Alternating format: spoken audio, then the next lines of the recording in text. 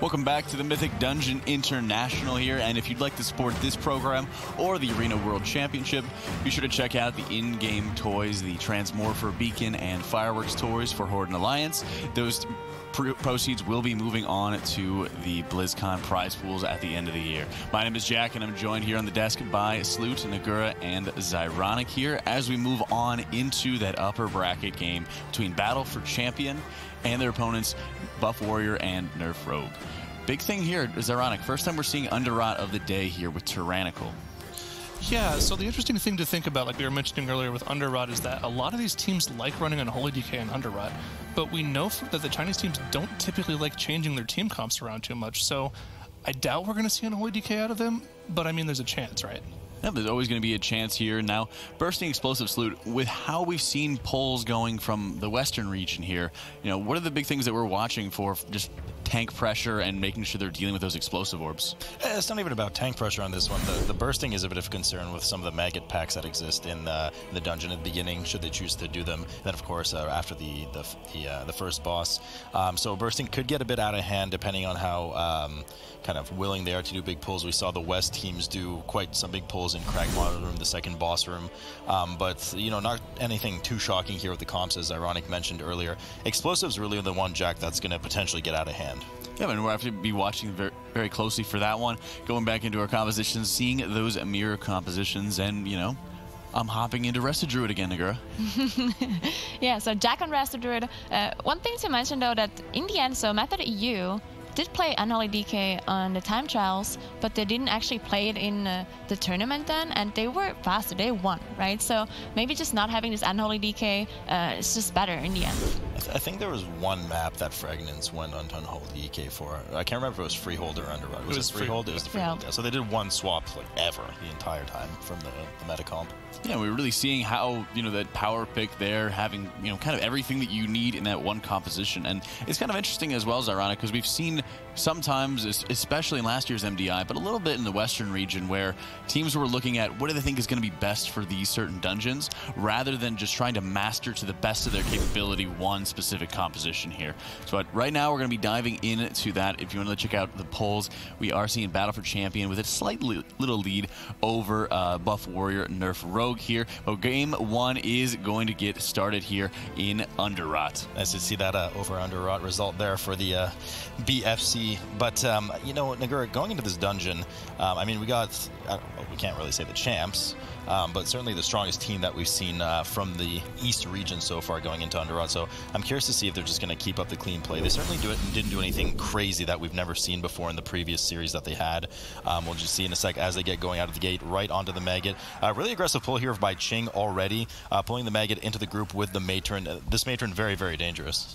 Yeah, both teams actually doing the same very big pull. Now, one thing to note though is Battle for Champions did use their Bloodlust, while Buff Warrior and Nerf Rogue are just saving this Bloodlust. So it's going to be interesting to see if they can pull up this pull without the Bloodlust, because this is very dangerous. It is very dangerous, but we are in a tyrannical setting, and that first boss, actually there's a couple of bosses in here that are quite dangerous, so they're probably wanting to save it for Liax, if I'm not mistaken. So we'll see exactly where they decide to use it. Battle for Champion, no shock that they downed the trash first, as they did have that Bloodlust buff available. Going right down to the bridge, available for the next Matron. Now, the Matron you mentioned is particularly dangerous. She does charge players and do a Savage Cleave in front of her that will leave a rather nasty bleed on the anybody unlucky enough to stand in front of it. But really is her AoE Enrage buff that buffs everybody's attack speed by 100% around her.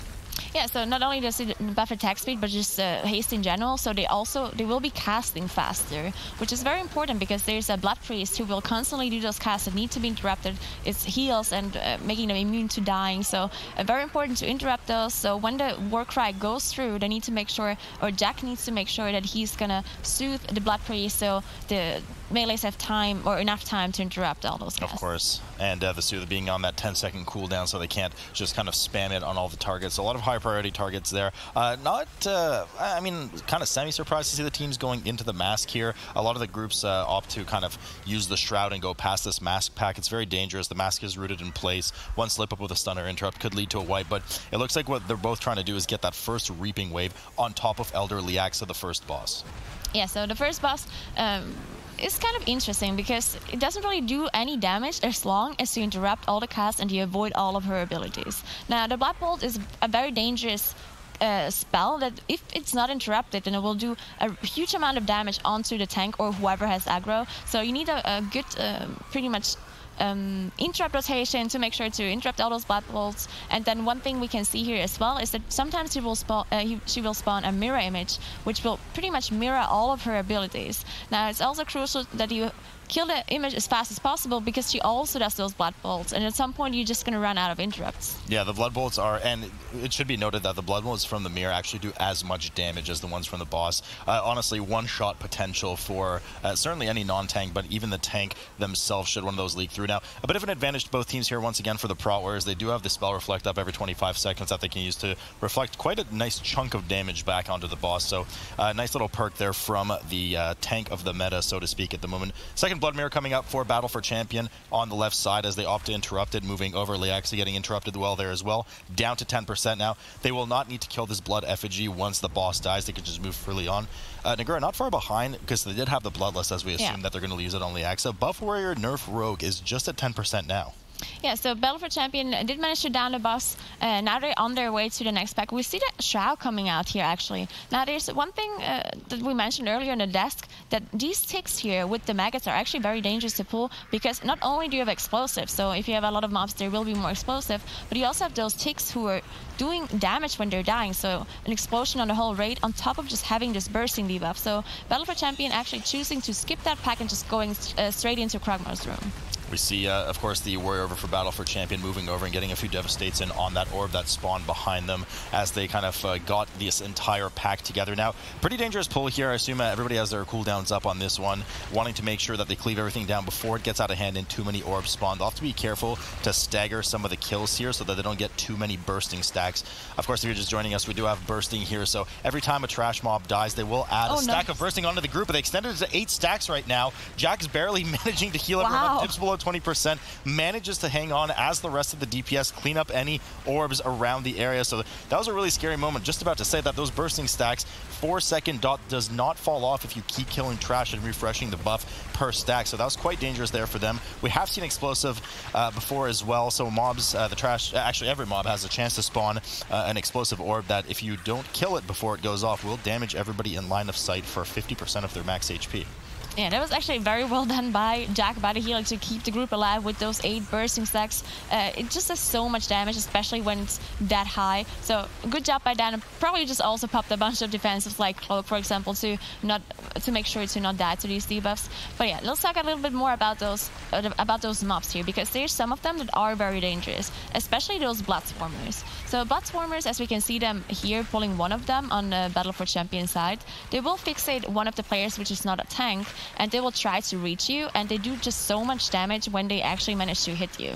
Now, the problem is you can kite them, but if you go too far away from them, they will actually jump on top of you. And we can see them pulling 2 Blood Swarmers, and one of the monks actually going down to one of the fixates. Yeah, this is actually really dangerous. Those Blood Swarmers as well have a Sonic Screech cast, and if you don't interrupt it, it will do a bunch of damage to the players, including interrupting your spell casting. So, you know, the rest of Nerf is trying to pump out some regrowths right now without any Tree of Life or anything up.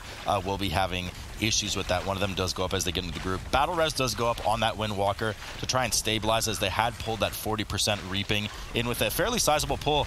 Disaster here, though, for Buff Warrior Nerf Rogue on the right side. Morito goes down. Battle Res is active. Lazarus is still down, unfortunately, so the Windwalker has died. Windwalker on both teams, unfortunately, going down, just getting a bit smacked there.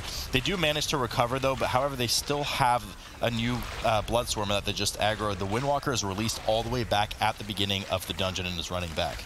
Yeah, interesting that he chose to release here, because even though they did pull all the mobs at the very start, they skipped the maggots, right, and the ticks. So he needs to use his Invisible Potion to get past there. There's no way of him going back without that. And of course, Invisible Potion is triggering that cooldown on your damage potion too. I believe it's 5 minutes. It used to be 10, but now it's 5. So it will cost him a little bit of damage. But he managed to get back to the group right now, and they're just pulling the last trash pack before Kragmar's room is empty.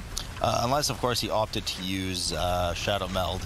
I'm not sure if he's running a Night Elf. I'm going to try to peek around the corner here. I believe he is a Night Elf by the looks of it, so could have just Shadow Melded past that. Nonetheless, manages to safely get back to the group. Battle for Champion just about to proc their 60% Reaping Wave.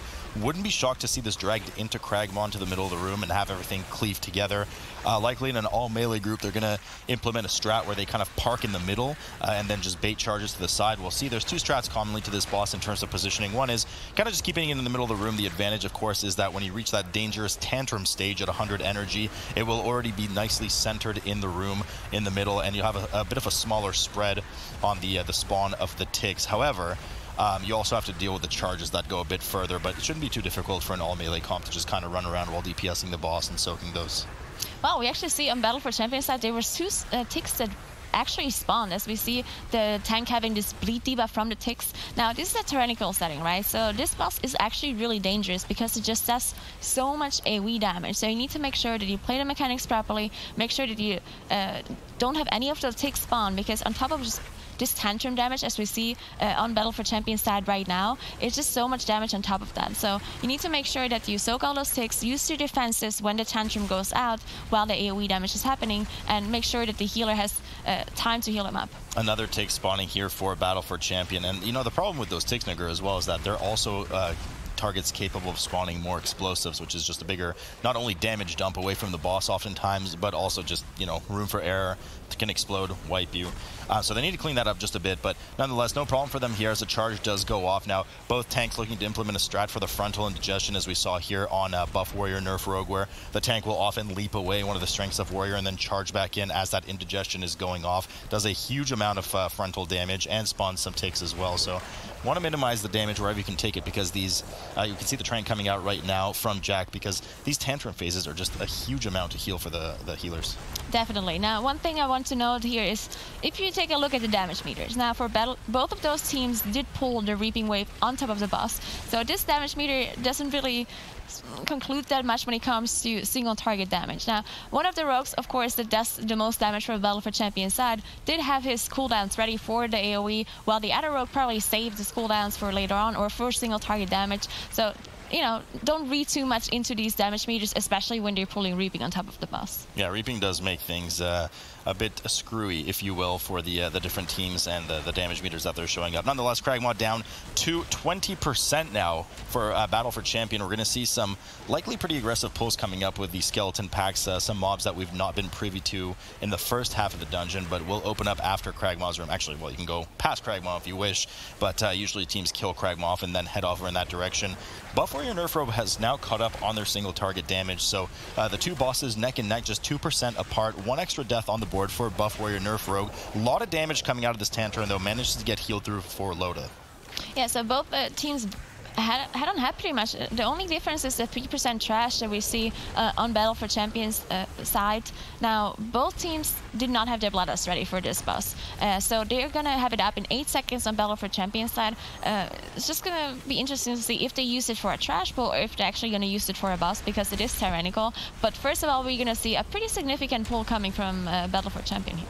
Yeah, so we do have this Guardian pack along with the Death Speaker and, of course, one of these coveted Danger Noodles, not to be swimmed with in a swimming pool, of course, but now the danger here is that the noodle is actually stationary. You cannot move it around, but need to frequently interrupt it. The Death Speaker as well casts something called Wicked Frenzy on one of the Guardians in the skeleton pack, which causes them to do an immense increased amount of damage and also add a shadow dot to their primary target, in this case, hopefully the tank.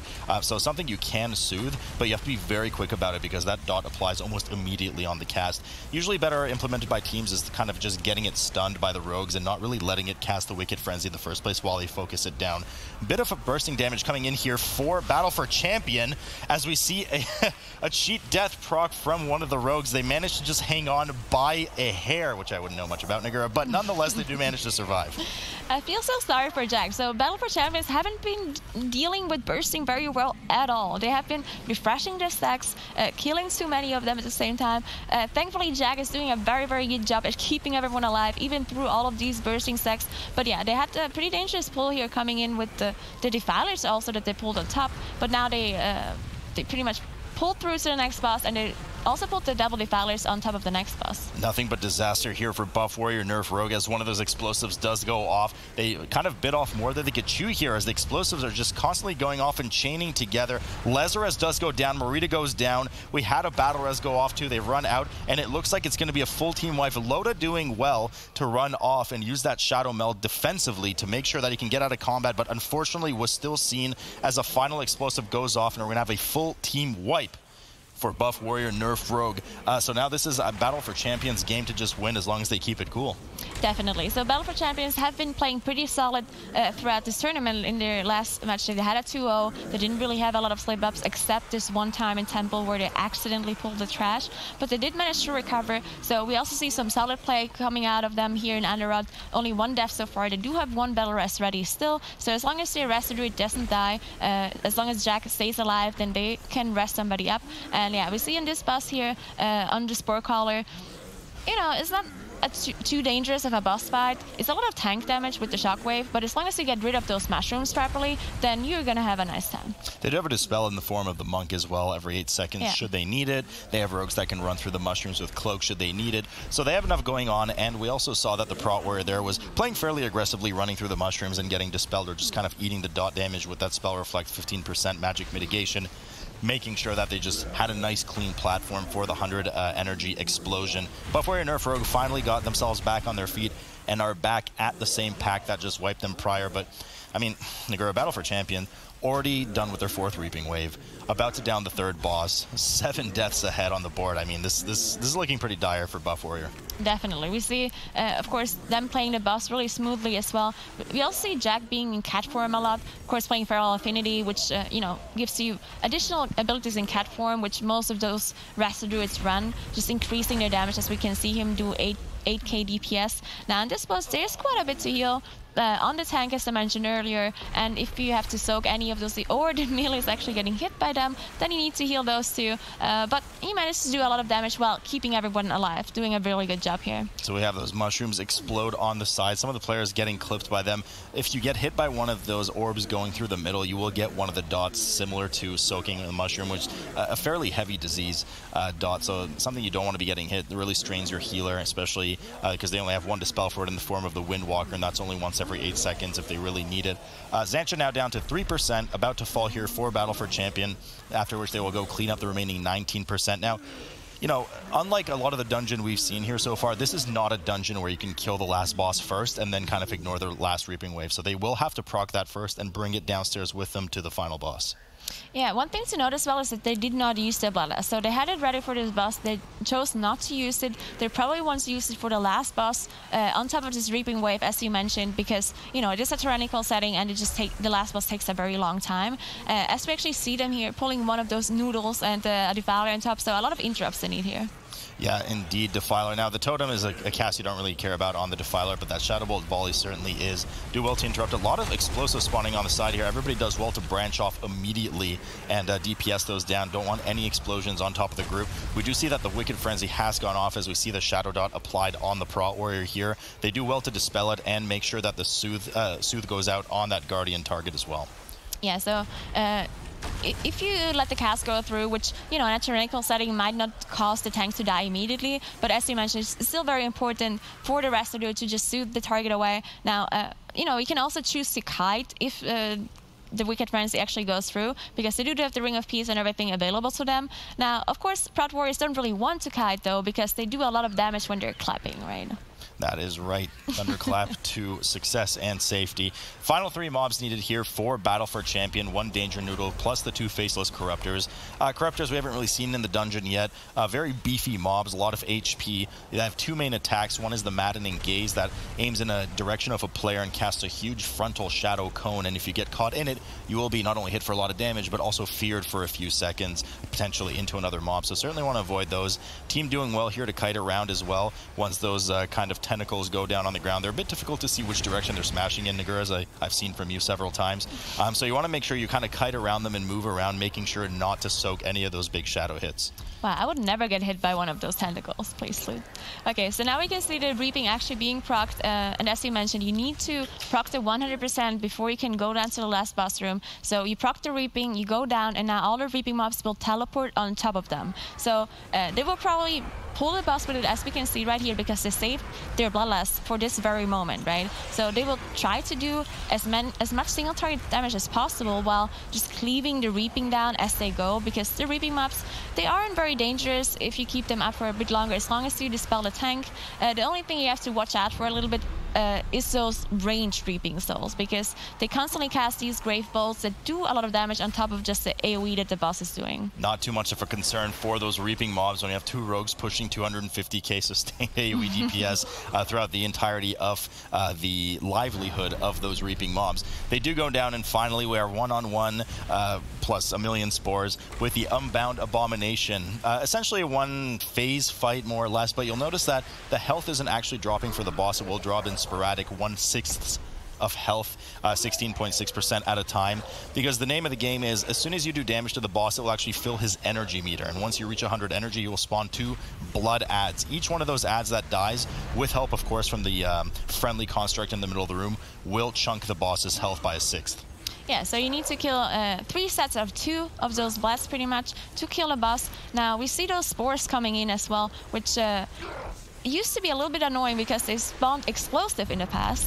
Thankfully, they're not spawning explosive anymore, so all they do is chase players. If they actually reach a player, if you touch them, they will explode and will do a lot of damage. So you have to be very careful to not get hit by them, and if they do not have a lot of HP, right? So anything you do to them, any sort of damage will kill them. So as they come closer, you need to make sure that you kill them. They will also leave the pools behind, but as long as you don't stand in the pools, they don't really do anything. Yeah, right, if you do stand, they can lead to some pretty sporadic deaths. The team doing well to kite around here in a circle, moving the boss because you can bait the direction of his breath and therefore constantly bait the spores as well in the same direction. Now, I'm liking to see what the Prot Warriors do here. I've seen it in a few teams on the West where they kind of sit towards the spores coming in to help Thunderclap. Every time you kill a successful target that yields honor or experience, in this case it does, even though you're max level for the Prot Warrior, they will proc, of course, Victory Rush, which gives them that extra healing on the next swing should they need, if they use it on the next GCD. So a little bit of healing support there from the Prot Warrior as well.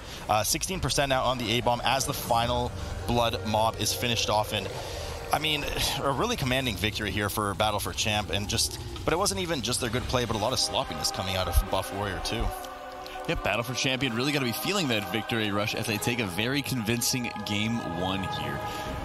Overall, like you were saying, their execution so far has not been the best that we've ever seen, but it's been very good so far throughout this tournament, Ironic. Yeah, I mean, I don't really want to compare them to Method EU because they don't seem like they're on that caliber, but they are there in the terms of cleanliness, right? They're not really doing anything too crazy, but they're doing things clean. They're not really having any deaths. Looking through these little small clips here, we can see what the other team did wrong here. They had a couple of deaths to a frontal from the Fetid Maggot here, and then they also had just one of those wipes where they just were overrun by explosives, and it's just kind of, I don't know, it seems kind of lazy. Like they're just dying to things that you wouldn't really expect teams to be in top 8 in a tournament to die to. Yeah, and it shows maybe, you know, the lack of practice or the time commitment they were able to put into it, of being able to make sure they had that execution correctly. They looked like they had the posture of where they wanted to go with it, but not necessarily how they could best perform it going into it. Yeah, exactly. I mean, that's just kind of the name of the game here. Like, we didn't really see that in the West tournament. All the teams had a very thought-out strategy, but, you know, sometimes they would just mess up something. These teams almost look like they have the strategy, but they haven't, like you said, they haven't practiced it very well. Yeah, maybe we'll start seeing some changes as we go into, you know, other maps, or start seeing something in like the time trials as an example here. Because next map that we do have to go up against is going to be that King's Rest here that we saw not too long ago here, Nagura, with the Tyrannical and the Raging. Yeah, we actually did see both of those teams that were playing King's Rest earlier struggle a lot. We saw 2 boss wipes coming through, you know. We are in the upper bracket now. We're in the winners bracket, so we're expecting to see a better performance from these, and we're expecting to not see boss wipes. But again, just Tyrannical King's Rest is a very difficult dungeon to deal with. And without a doubt here, we are going to be taking a very quick break before we get into that game 2 here.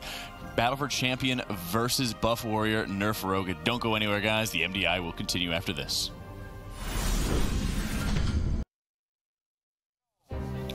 Battle for Champion up 1-0 over Buff Warrior here. Winning up on that Underrot here as we're moving on to King's Rest here. We've seen a series of 2-0s tonight in that eastern region with some very dominant performances, especially out of Battle for Champion here. But as we move on into King's Rest, Mythic Dungeon, we've seen a lot of rough plays too. What are we going to be looking at out of both teams here? I mean, we just want to see clean play. Battle for Champion seems to be like that team that goes through the dungeon clean and methodically, and I'm interested to see, this is going to be a good comparison for them to the Western teams. We saw good times in King's Rest from the Western teams around 25-26 minutes. In that last King's Rest that we saw earlier today, the time to complete the dungeon was around 31 minutes, so pretty far off from where the Western teams were. Yeah, and at this point, Buff Warrior really needs to be able to shake things up or make some sort of changes here, and you are going to be seeing it here with the Warrior change here, and if I'm not mistaken, the Fury Warrior, not the Fury Rogue. That's of course not a Fury Rogue.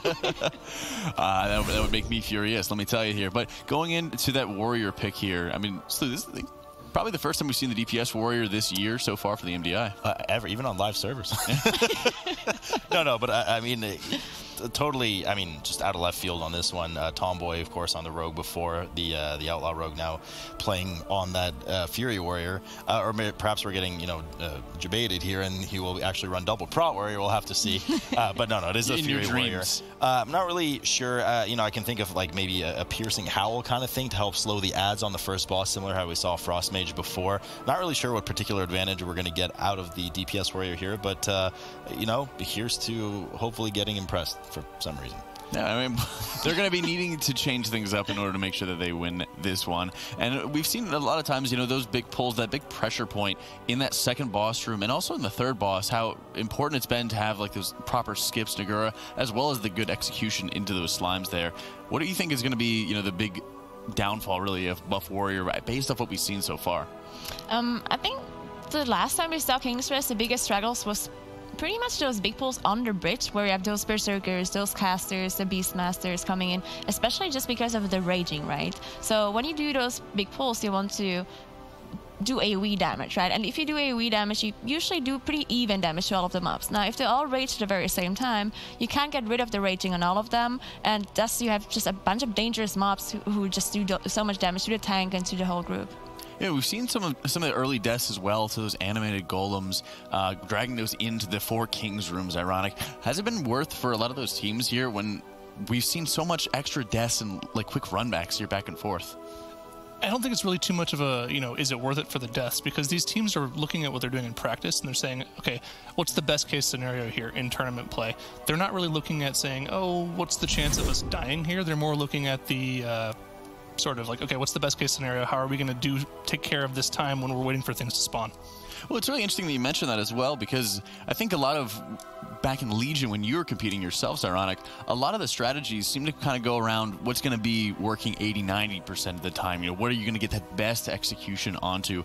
From your perspective as a former player, looking into your practice schedule, how were you able to just break down some of those small, 10% of the time this thing happens? How are we wiping here and there? How do you try to buff those out and reduce their chances? Well, usually for those usually the pulls that have that 10% or 20% like fail chance are the really big pulls where you're blowing your bloodlust or you're making sure you have a proper CC chain set up.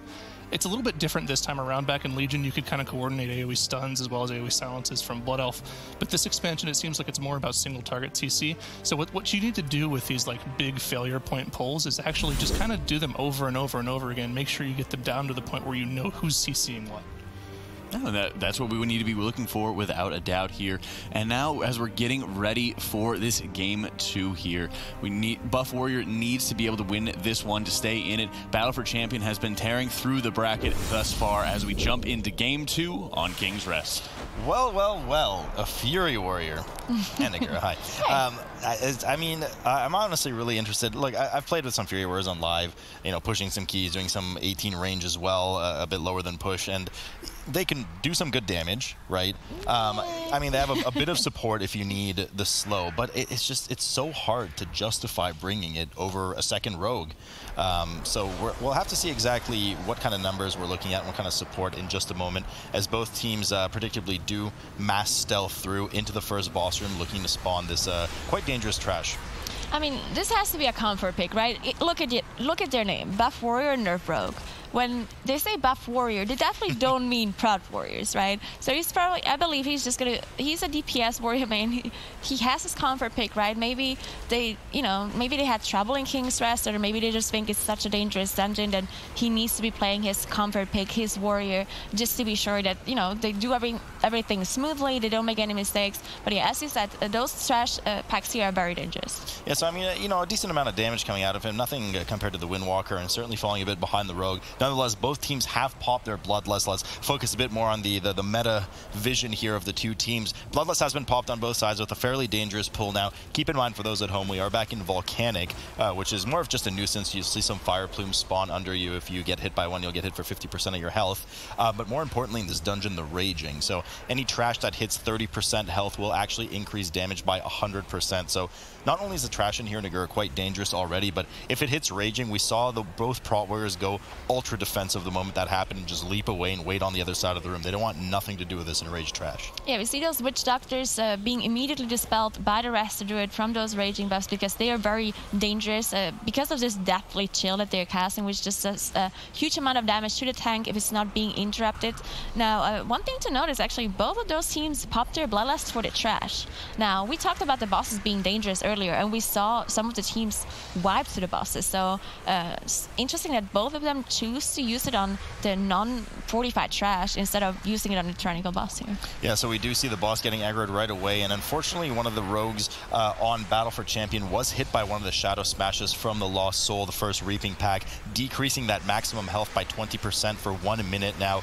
Could be a bit dangerous here, as should he get debuffed, of course, with the Molten Gold from the boss, a debuff that you want to run out to the sides of the room. Every 3 that spawn will go down, will spawn a pool on the ground, and then eventually the boss will amalgamate them into some little ooey gooeys that you want to make sure you cleave down on the side of the room, or just keep slowed. But Buff Warrior, Nerf Rogue doing the same thing here, dealing with the rest of the Reaping Pack, and both teams now just about 80% on the boss. Yeah, unfortunately the Proud Warrior is doing more damage than the Fury Warrior on this pull. Very sad for the Warriors, but as you mentioned, with this debuff on Battle for Champions, on the Reaping debuff on the Rogue, they actually were a little bit unlucky and got this the Spit debuff on this exact Rogue who had the reduced HP, and the healers struggled quite a bit to keep him alive. Did manage to heal him in the end though, and the debuff is gone now, so no more dangers here. Yeah, fortunately they do get away without proccing that cheat death. Now, some of these golds getting quite close to the boss. We mentioned, of course, in the previous series, Nagur, that you were casting as ironic. If one of these golds hits the boss, it will give it a substantial absorb shield, pretty much wiping you on the spot. I mean, it's just way too much health to chew through. And if I'm not mistaken, during the duration of that shield, the boss's damage also increases. So it's definitely a wipe-worthy scenario. You want to make sure that you keep those away, and it's something a bit tricky to do in an all-melee comp scenario, so you certainly need to play well with your Rings of Pieces, slows, of course, if you have them, stuns, etc., because the boss does frequently cast. So you don't want to be caught on your back heel there with a cast as the golds are coming in and you have nothing for them. Yeah, so usually we see them either being CC'd or being killed. So in the past, they actually had a lot more HP, those blobs, than they do now. They got nerfed, so they are easily killable if you switch the focus to them. Now, of course, as I said, in a full melee setup, though, it does cost you a lot of damage on the boss if you have to run out of melee range, you have to go there, you have to kill them. So seeing and slowing them somehow would be a better choice, but of course, they don't really have a slow, and they also, at some point, they're just going to run out of CC. Of course, they have the Vortex from the Druid, the Typhoon, and the Ring of Peace, but at some point, they will need to kill them. A glorious day for DPS warriors everywhere, as Tomware finally surpasses the Pro Warriors damage on that boss, making sure he makes a namesake for himself. Now, you have to be careful with how frequently you kite the boss as well. If you get too far and you have gold spawn way too far back, you can have them start pouring around the other side of the pool in the middle, which makes it an absolute nightmare for CC, and you could see one spawn there right away. Immediately, the DPS DPS peels off to make sure it doesn't cause any further threat. We have had Cheat Death proc, unfortunately, for Marito on buff or nerf Rogue's side, so you won't have that available for at 6 minutes. Golden Serpent now at 4% for Battle for Champions. Should be going down here in a moment.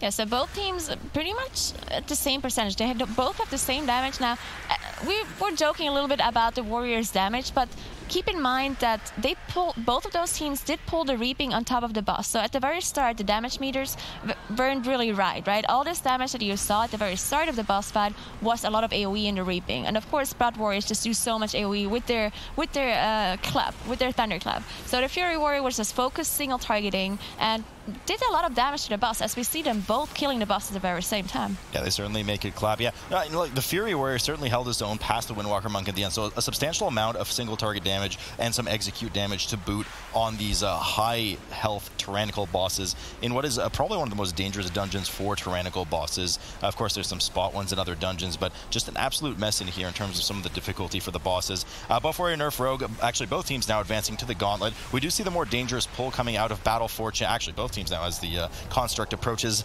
on the camera there. We see the Constructs that they initially skipped with the Shrouds being pulled into this small quarters room. Now, you have to be very careful here because you have to kite a bit. There's a bunch of goop on the floor. There's volcanic as well. And these Constructs do point at players and cast their frontal cone. That does a ton of damage and stuns you. So not a lot of space to work with. And if you get caught into a nasty chain of stuns, you could die. As we see some damage coming in here for Battle for Champion. We see the Cheat Death proc on one of the rogues yet again as the Resto Druid and the Windwalker Monk gets just so low. Oof, they got a free one there. That was really close to a full team wipe. Yes, very dangerous. Those Guardians just... 3 people getting hit by the stun, especially the healer also getting hit by the stun while they were fighting these other trash mobs. Now, we talked about this trash mob before, but one of them actually cast one of those rolling axes, as you can see, the debuff on all of the players right now, which does do ticking damage for its duration and does do quite a lot of ticking damage. So they were really lucky there that Jack managed to get out of the stun while being really low and managed to heal this debuff away on them, because this could have spelled a disaster if their healer died. Yeah, that Axe Barrage certainly does a lot of damage. Now, in a last case ditch effort, you can actually line of sight the cast before it goes off, but I don't think these teams prepared for this, especially in a full melee comp, so they were just kind of expecting to eat that damage over time to the face. But nonetheless, they lived. Both teams at 43% right now as they deal with 40% Reaping Wave that they procced in this room. A lot of support coming in the form of punts from the Resto Druid on Battle for Champions side, as they are now dealing with, if I'm not mistaken, the caster pack here. So there's a Queen and a King here. The King does cast an occasional Whirlwind that does a ton of damage, so particularly daunting for this full melee comp, so want to get away quickly. The problem is, of course, the Queen casts spam Shadow Bolts that I was just going to say do a lot of damage to the tank, so the Prot Wearer does get rocked and gets rezzed immediately. Both rogues just struggling to stay alive as one of them eats one of the Shadow Smashes to the face, again decreasing that max HP by 20%. Keep in mind, folks, neither, actually I'm not sure if neither rogue, but certainly one of the rogues does not have the Cheat Death available, so managed to slip the clutches of death one more time for Battle for Champion, but a bit of slop coming out of them that we didn't see from the previous dungeons, Nigura. Definitely. I believe that the Queen was actually pulling into Raging, and one of the interrupts just missed. It's super crucial to interrupt when you get this Raging debuff, because of course when those Shadow Bolts are going through in the Raging and you don't have a Dispel and you don't have an interrupt, then it's just so much damage on the tank. Now we see on Buff Warrior side, we see the Resto Druid die. Now it's very crucial that they manage to get the rest out before the next trash spawns, because those groups have a set spawn timer. You cannot delay it, and you will always aggro them immediately, no matter where you are once they spawn. So the Windwalker was casting the rest immediately as soon as they got out of combat, and thankfully got the rest off. Yeah, so I think the spawn between the pack is about 9-10 seconds, so it's just usually perfectly enough time to get a res off on a character if needed. They do manage to kind of slip away from that as well, and Buff Warrior, Nerf Rogue, both teams actually pretty much the same time at 52% trash, gets out of the Gauntlet. I'm going to expect to see once again a skip past this Purifying Construct. It just has so much health, it's so slow to move, it frequently casts, it's such a huge time dump for teams that we often don't see them engaging with it. The only time we see it pulled is once they've already established into the second boss's room where both teams are going right now. Sometimes somebody kind of backtracks and pull it so that they can cleave with everything, but usually nobody kills it on the bridge. Yeah, so in this room, what we're going to see from both of those teams is probably pulling all those green blobs together and then just AoEing them down. Now, none of the affixes really prevent them from doing this huge pull. There is no explosive or bolstering or anything like that. Now, of course, raging, when all of those blobs start to rage, the tank, of course, needs to be kiting. They are moving really slowly, so they're usually pretty easy to kite, especially with a vortex from the Resto Druid and Typhoon and Ring of Peace. But yeah, the tank needs to make sure that he definitely does not get hit by all of those blobs once they hit the raging point. So Buff Warrior Nerf Rogue actually ended up pulling both constructs with the embalming fluids as well, those little ooey gooeys. Now the danger here is that we know the constructs, first of all, do trap players in the sarcophagus on the side closest to the one they're at, but you want to make sure that you desync them so that they don't cast it at the same time, else you can't break the people out of the tombs right away. So hopefully they pull them at appropriate times, and they did a very good job to kite and kill the small gooeys away from the sarcophagus area to make sure that they don't that they have access to it to break their fellow members out. Yeah, so Buff Warrior actually catching up quite a bit here. So they proc the Reaping right now. They do have their Bloodlust ready, so they're pulling the boss. Very efficient pull by Buff Warrior and very well done, because it is pretty dangerous. As you said, if you mistime those entombs or if you do anything wrong like that, then it can very well be a wipe. But now this boss should be pretty easy for both of them. And the Prot Warrior hitting that peak 350k DPS. I mean, that was just a perfect pack for Thunderclap with Avatar. Thunderclap spam from the Avatar, of course. I mean, he just had a ton of small Reaping Bobs from the rest of those embalming fluids. So really, really quite well tuned for the Prot Warrior to hit right there. But this boss, Machimba, hits very, very hard on the tank. Fortunately, it does take a lot of pauses from meleeing to either cast fire on the ground, which damages the moment the swirly goes down. So you want to make sure you move out right away. Also traps players in those tombs on the side, similar to what we saw with the trash, but can trap them in any of the four. So you want to make sure you break your buddies out before he breaks his tomb out, else you'll have to deal with a zombie ad. Yeah, Zombie Ad, you definitely don't want to deal with that one. It's very dangerous. Now, one more ability the boss does is Drain Fluids, which will target a random member out of your group, except the tank. It will do constant damage until the channel is over. Once the channel is over, it will also apply kind of a grievous effect to the person. If you don't heal a person above 90% HP, they will have a debuff that slows you and also decrease your damage done. So you definitely want to make sure you get rid of that Grievous immediately so you don't get caught in one of those fire pulls. We see another delicious Drain Fluids go out on the side of Buff Warrior Nerf Rogue. Making sure to heal through that is Loda, as a lot of dot damage comes in on him. Machimba at 50% now for Battle for Champions, so they're starting to close the gap just a bit, but I mean, these teams are neck and neck, and keep in mind, we've seen a bit of sloppiness from Battle for Champion now at 2 deaths on the board versus Buff Warrior Nerf Rogue's 1 compared to their last performance in the previous dungeon. So they've really kind of sharpened up and kept clean pulls, but we do know the danger of the trash and the bridge coming up leading up to the third boss, which is a nightmare itself. As I was saying, the sloppiness coming in from Battle for Champion, though. One of the rogues goes down, and we have a cheat death proc on the other one. They do have the battle res available. I'm not sure if they're going to want to get this off, but it is a high tyrannical boss. The warrior barely staying alive at 20% HP, just struggling to get those heals off as the battle res finally does come through. Yeah, I think the problem that happened here for Battle for Champion was they actually cut off the room in the middle with the fire. So once the Entomb came out, all of the players were on one side and Entomb was on the other side, and we see one of the rogues dying here again. They don't have a battle rest. Now, thankfully the boss is on 25% HP, so they can finish off this boss without their third DPS, but they're still going to lose a lot of time here, as on Buff Warrior side, they're already done with the boss fight. Yeah, the fire kiting here from Battle for Champion, not so good. They actually just had another sketchy split there where the team kind of dispersed in random directions. I don't think the rest of Druid actually meant to run away unless they were just going to one side of the room, but they did kind of scatter, and the melee were a bit confused which direction to go. Fortunately, no other deaths for them. Buff Warrior Nerf Rogue now starting to pull even further ahead as they go upstairs to start the bridge trash. Quite dangerous trash in here. There are these Hex Priests with the Spectral Bolts that do a ton of damage, but really the tank damage that you want to watch out for are the Berserkers, and there's 2 of them in that pack. They add a really, really nasty bleed on you. Lasts for 10 seconds, and oftentimes the caster reapplies it at 8 seconds, with 2 seconds left on the debuff, so every 8 seconds. So you want to make sure to either get away from it or stun it or whatever you can to delay for those extra 2 seconds and not reapply the stack. Yeah, we see the stacks actually going on the melee players here for Buff Warrior. 1 on the Warrior, 1 on the Windwalker, just pretty much rotating this debuff on them, the bleed on them, so they can use their defensives to go through it, because if they all go on the tank, they're just gonna it's going to be a lot of trouble. Now, they also need to make sure that they are dispelling the raging off of this Berserker, because if you have those bleeds on a lot of players and the Berserker is also raging, it will increase the damage of the bleed, and it will definitely be a disaster. So they need to make sure they're dispelling those dangerous mobs. So it was so close. Ching getting to 1% HP. He had a 2-stack of the bleeds from the Berserkers, and I mean, just such a struggle for loaded healing through it. If I'm not mistaken, I saw the animation for Rallying Cry even come up at the very last second as a last-ditch effort, which is more of a party buff, gives you a 15% max HP, but just anything desperately to stay alive. So you could just see the danger of them as another death comes up for Battle for Champion. Of course, once again, they don't have that battle res available. Dot taking down on the second rogue. Prox's cheat death again.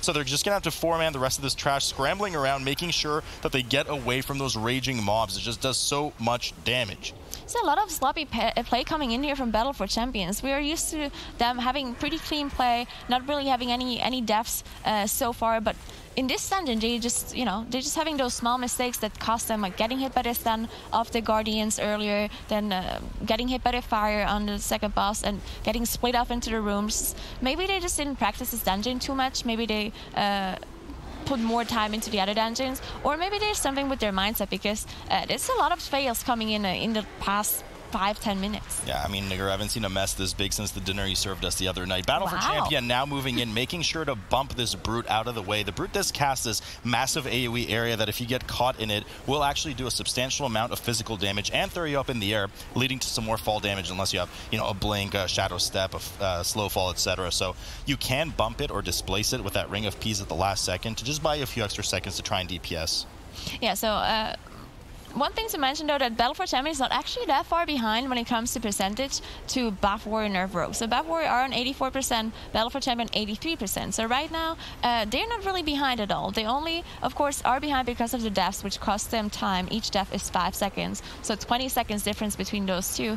But they have plenty of time to still win this for Battle for Champions if they gather themselves and focus again on this dungeon here. I gotta say, we were kind of joking around at the beginning, but truth be told, the Fury Warrior certainly is holding their own. We've seen a lot of solid cleave damage come out of them, and of course that sustained single target damage for the bosses. I've been kind of keeping an eye on the damage meters here. Yeah, they're gonna fall behind on those massive AoE packs, especially in Reaping, but that's clearly not why they brought this Warrior. They knew bringing the Rogue would be the better call for that, but the Warrior certainly outputting what they need them to. Marito dipping just a bit low there. Nothing too dangerous as Battle for Champion approaching the middle of the bridge pack here. We get a blind up, and it looks like they might want to skip through here. Yeah, so what we've seen before from those teams on the bridge is that they skipped at least this crack in front of them and then succeed some in the back. As we can see, the Rogue just running through, blinding the Berserker in the back and just pulling the rest of it together. Now, this is a pretty big pull, but as long as you don't have any Berserkers in there, you just need to make sure that you interrupt the right targets and that you're avoiding the Raptors that are doing this frontal cleave. Yeah, those Healing Tide Totems, certainly a pain to deal with. They go down randomly from the Witch Doctors, and everything, any enemy around them gets pulse healed. So you either want to drag things away really quickly or just DPS that totem down. The problem is it's a bit difficult to drag away sometimes, as the Witch Doctor himself also randomly frost shocks members of the party, slowing you for 50% for 12 seconds and doing a fair bit of spike frost damage. But they do manage to handle it well as they go down, making sure that the Beastmaster does not punt anyone off of the platform as well with that aim shot. Buff Warrior, Nerf Rogue now moving over to the first boss, already halfway through Kula. And Nigger, as you mentioned in the last cast as well, Kula certainly probably the most dangerous of the three of the council on this boss. Yeah, Kula just applying this Axie of, as you can see on the rest of the Druid right now, just disappeared. It's just a lot of taking damage now got applied to the Rogue. Now, as we've seen before, if you get hit by any other ability, if there's anything else, if you get hit by those whirl blades that are swirling around, they also apply a debuff to you, and there's just too much damage to handle. Now, we see in Battle for Champions that they do have some trouble with the skipping. They had their tank and their Windwalker die, but thankfully the rest of it was alive and did manage to master them back up. Yeah, and I mean, they are both Night Elves, so they must have had some issue with their Shadow Meld or the mass stealth from the Rogue. I'm not sure what it was because I just kind of peeked over and saw them both dead, unfortunately, as we were kind of paying attention here to Buff Warrior, Nerf Rogue just pulling more and more ahead as they get to the second boss of the three boss, or mini boss essentially, council style encounter. Now, with Zanazel here, he will summon totems periodically. around the room in kind of a square or a diamond formation, if you will. Doesn't matter which angle you're looking at. The most important is the explosive totem. You want to make sure you kill that right away, because if it goes off, it will wipe your group. After that, you want to kill the earth wall totem because it pulses and absorb on the boss. After that, doesn't really matter, especially with a full melee group. They'll likely just drag the boss around and cleave everything down. So we can see the explosive totem going down here. They'll be heading over to the earth wall totem on the side, which is dying momentarily from the rogue, and they'll be safely moving back into the middle of the room. Yeah, sometimes we just see the Rasted finishing off those this Torrent Totem and the Thunder Shock Totem, but that is not very dangerous, especially not if you have melees. The Torrent Totem will throw around those rollers underground that you just need to avoid. If you have ranged DPS, of course, you might want to kill it a little bit faster, because if a ranged DPS has to walk around, he loses a lot of damage. But if you compare it to a melee group, they can just walk around and still do damage, so definitely nothing to worry about for them. Now we see Battle for Champion are the second boss now as well, so they did recover from this failed skip pretty much. But again, 7 deaths versus 1 death, so it's 30 seconds different right now for those two teams. Both teams having their bloodlust come up, likely saving it for the final boss. Xanazel does cast a lightning bolt as well that can be reflected by the warrior, so a bit of extra damage there. The Poison Over is really the main cast you want to make sure you have an interrupt for. It'll just do a mass amount of nature damage to the group, including a quite heavy dot. They just don't have the amount of dispels or revival or anything like that to get rid of it, so you want to make sure you interrupt it. Important to note as well, every time one of these council members dies, it will periodically spawn as a ghost throughout the rest of the encounter. So of course we had Kula at the beginning. She will come back and do her whirlwind axe in the middle of the room, and Xanazel, now that he's fallen over for buff warrior nerf rogue on the right side, will occasionally come to random parts of the room and cast that poison nova that I just mentioned. So they could have a bit of unlucky demeanor to their group and have him spawn in a far corner or something, and maybe a melee is just out of reach and it might go off. So they'll have to have a good eye and a good keen eye onto where he spawns. Yeah, so this last mini-boss, not very dangerous, to be honest. One thing he does is a barrel throw, which will target a random member that is not tank.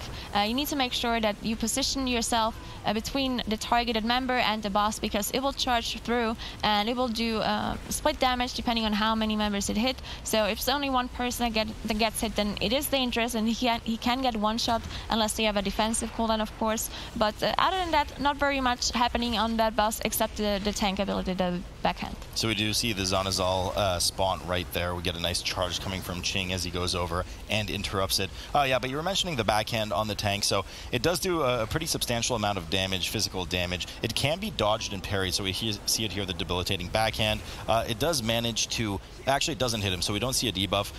If it does land, connect with you, it will do a lot of damage, but also give you a 10-second massive armor loss debuff. So you'll see tanks kind of run around and move away from the boss, certainly not wanting to get one shot. A lot of damage coming here on the tank for Battle for Champion, though, as Akali did actually eat the debuff we were talking about, but managed to not suffer too much from the boss as they ran by. Yeah, so one problem here for Buff Warrior and Nerf Rogue is that they did not have enough percentage to just go straight to the mini-boss and kill that, because the mini-boss gives 45% trash and they only had 93%, so they do have to kill those two berserkers, while Battle for Champion has 98% trash, so they actually overcount. So once they're done with this boss, they can shroud to the mini-boss, go straight to there, while Buff Warrior has to deal with those two berserkers. Yeah, they still have they have 97% now on the board, but they're likely looking to skip this 5-pack that they did earlier, so they're just kind of getting ready for that. I don't think they'll have the Shroud back up right now, so it looks like the Warrior's just kind of pulling and dying on the side, likely using a meld skip here as the rest of the group kind of follows behind. Yeah, we can see the Warrior leap very far side, probably going to use a Shadow Meld there to stay alive, and the rest of the group gets ready to just get to the mini-boss Shadow of Zul as quickly as possible. Yeah, so Battle for Champions only have those 3 berserkers left that they skipped earlier. They do have their second shroud here, so they do manage to just skip through. Now both of those teams are pretty even now when it comes to where they are in the dungeon. So both of them are getting ready to pull this mini-boss. Now this mini-boss is dangerous.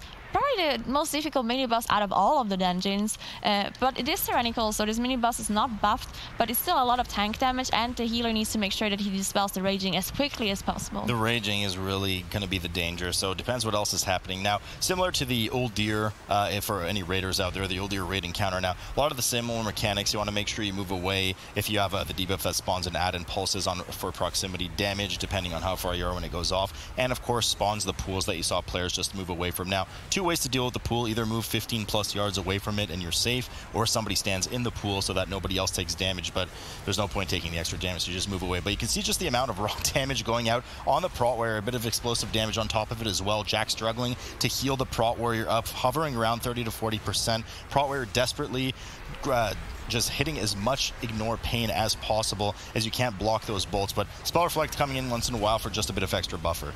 Yeah, now this is really head-to-head because Battle for Champion killed the mini-boss approximately 10 seconds faster than Buff Warrior, which is pretty much, of course, 30 seconds different with the death timers. But if they also have more single target damage on the boss, and if they do it faster, they do have a chance to win here for Battle for Champions. Of course, we have a different comp here. We do have the Fury Warrior for Buff Warrior, while we have the double rogues for Battle for Champions. Now, the only thing that will matter here is who kills this boss faster.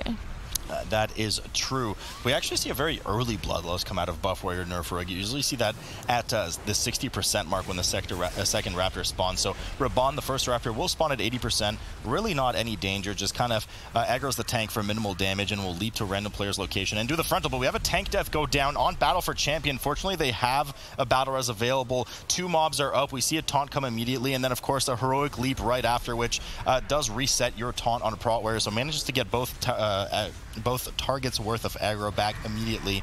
They do opt to push the boss to 60% and kind of ignore Raban for now, after which the mounted Raptor will come up. That's usually when teams kind of pop their CDs and their Bloodlust, Nagura. Yeah, so on the other hand, Buff Warrior already popped their Bloodlust because they actually did pull the Reaping on top of the boss. I'm not sure if they just didn't have the Shadow Meld ready or if they choose to do it, but they popped their Bloodlust on the pool, while on the other side, Battle for Champion, as you said, they were just waiting for all those Raptors to spawn and then pop their Bloodlust. Of course, you will lose a little bit of uptime on Bloodlust because you do get feared by Zella. Once in a while, it just does an AoE fear, so you do lose a little bit of time, but still, just more efficient to have this damage on all those 3 Raptors. But honestly, it doesn't really matter for Battle for Champion because they just cut through Zella like warm butter. Yeah. I don't even know if she got a fear off there. Maybe just one at the beginning, but the Warrior, of course, can Berserk immune through that first fear, so no issue for the tank. And they already had that 1 tank death, too, with 0 battle reses on the board. Once hitting 40%, which we've seen now for Battle for Champion, we will get to a point where they manage to deal with the traps. 2 forms of traps here. The first one that they're getting is a kind of clockwise rotation of the traps around the room. Very easy to dodge. You just stay near this golden river, and as soon as it starts approaching you from the other side, you just cross it and you're safe. And of course, the second one, Nagura, is that kind of checkers pattern where there's a safe spot, a not safe spot, and then they flip-flop a couple of times between them. But this is actually going to be really close here. Yes. 20% for Dazar for Battle for Champion, and they're going to have an extra 35 seconds, Buff Warrior Nerf Rogue, that is, to kill the boss and try to take this game. Yes, so definitely it seems like Battle for Champion do have more single target damage as they are pretty far ahead on boss HP. Now it is a turnicle setting, so the boss, this difference in HP actually means quite a bit. Now does it mean 35 seconds though? Because they did have this 1 more death coming in Battle Warrior, just all these deaths costing them so many seconds here. But we are getting Execute coming out of that Fury Warrior on the side of Buff Warrior Nerf Rogue, so that Warrior could actually be their saving grace as we see a death go down for Battle for Champion right now. No battle is available. King Dazar at 5%. They'll manage to get the kill off, but lose a few seconds doing so. So we have 35 seconds on the board right now for Buff Warrior Nerf Rogue to try and finish this boss off desperately, as we're seeing the timer at the bottom of the screen. King Dazar just now hitting 20%. Unfortunately, they did not manage to get across the... actually, the traps just finished, so they have a lot of clean DPS here, uptime right now. The next trap set is once again just a clockwise rotation, so they have nothing to do but sit here and damage. The boss HP just doesn't move, it seems like. They have 17 seconds left, so this is going to be very close. Okay, now we can see the HP actually dropping, probably from the Warrior with the executes, and they're probably going to make it. Oh god, they have 5 seconds left, 3% for King Dazar. All eyes right now on Buff Warrior Nerf Rogue to not go to the lower bracket, and they get it just 1 second short. Unfortunately, Battle for Champ. I think we're going to probably have to have a bit of a ruling. Did we have a death there at the end as well? I'm not sure, so we're going to have to see exactly the ruling, but based on just that raw time there, it looked like they missed it by just a second, Jack. Very close one that we had, but it does look like Battle for Champion did swing it. If you're looking at the timers at the bottom, keep in mind that they are the unofficial timers, so we're going to make sure that we get our full logs and check those out to make sure absolutely, definitively, who's going to be taking that one. But it looks like Battle for Champion had gotten that one, and Zyronic, that was just very, very close on that one. Yeah, honestly, I mean, we were talking about how Battle for Champions almost kind of like the Method EU of the region, although not nearly as good, and they kind of like shoved it back in our faces and like gave us a little comedy of errors dungeon. So many just small mistakes throughout the dungeon where they lost a person or two just to various mechanics. Just lazy stuff, dying to raging mobs, dying to blade storms. I mean, lots of just different lazy things throughout the entire dungeon, but in the second half of the dungeon, we saw them kind of pick everything back up together and catch up and even pass them up at the end of the dungeon, which was really impressive from them. Yeah, at that point, I mean, we were seeing some of these deaths when they had any of the Shadow Meld issues that they had to make sure everybody jumped off the ledge so they wouldn't be having, you know, repeating some of the mistakes of some of their other competitors or anything like that. But just one death. Just one death matters, and I mean, if they did buff Fury Warriors, they would have taken it very handily with that execute damage. Yeah, I mean, the damage really showed in some of the cleave packs, and especially on single target on the bosses, which I guess that was their kind of trump card here, bring the Fury Warrior for the extra increased damage on this Tyrannical King's Rest that, you know, it's a notoriously tough dungeon in Tyrannical. So, I mean, it almost paid off for them. It was really close in the end, but even with bringing the Warrior for that extra damage, I mean, it took an absolute slew of errors from Battle for Champion to even let the other team come close. That's very true, and we've seen previously how, you know, one team is just throwing, one team is just having that slight disadvantage, and all it takes is that one death. I mean, we even saw that extra death go up on the boss itself right as they had like sub 10%, right, Negura? Definitely. Like, all these small mistakes, as Saronic mentioned, just they add up at the end. And as you said, Fury Warrior just, you know, it's not the same. Just a comfort pick coming out of this group. You know, even with all the mistakes from Battle of Champions, just still not winning is, you know, even though they played really clean, right? Buff Warrior, they only had one death, I believe. So, you know, even the clean play just wasn't enough. Yep, and as we look at a quick recap of the dungeon and everything like that, just to highlight how close it was that we had to deal with here, and the final times coming in, 28:36.1 for Battle for Champions, taking it just 2 seconds faster than Buff Warrior. But that Warrior damage overall hasn't been too shabby here, as we were seeing, right, Negura? Yeah, so overall damage, again, I want to mention that overall damage really doesn't matter that much because it's not the full story. Yeah, it could be just a lot of, you know, reaping damage, or it could be damage to pulls that one team does and the other team doesn't. So it's not the full story to see here, but definitely, you know, you can't disregard the Fury Warrior damage, especially for a single target.